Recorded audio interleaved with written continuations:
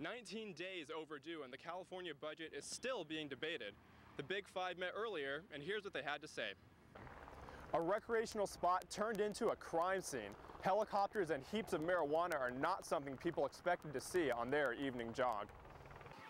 No need for back-to-school blues. Here at Ethel Phillips Elementary, fun is in the curriculum today. Here's what they've got planned. Bruised and bloody before he could even leave his car. How this predator quickly became the victim. They met on the internet.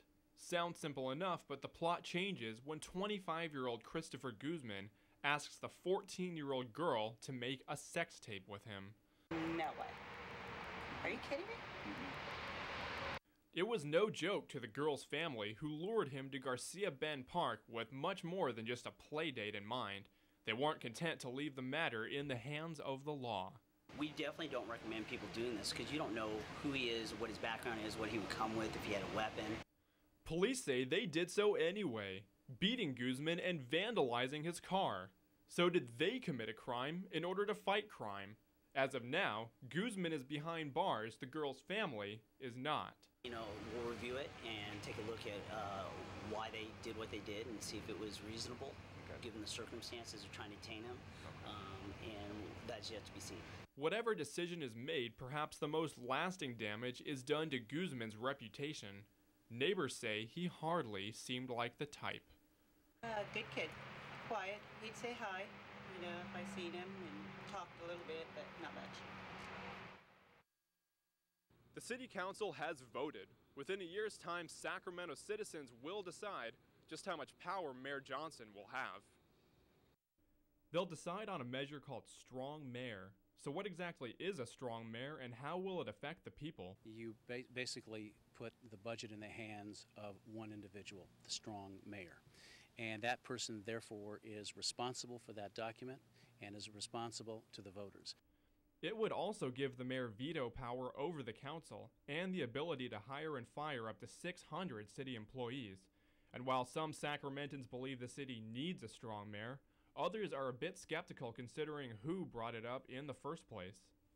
This measure was hatched, shall we say, by the mayor and by Kevin Johnson, not by an independent commission, not by a grassroots movement, but by the top guy.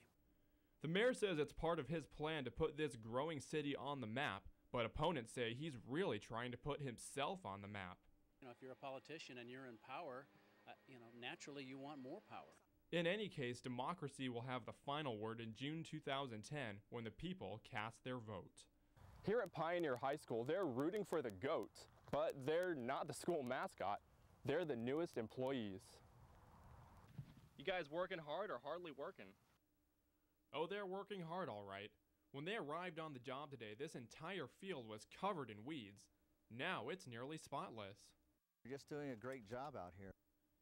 But how will students react when they see part of Old McDonald's farm right next door? I think people are going to come out here and mess with the goats.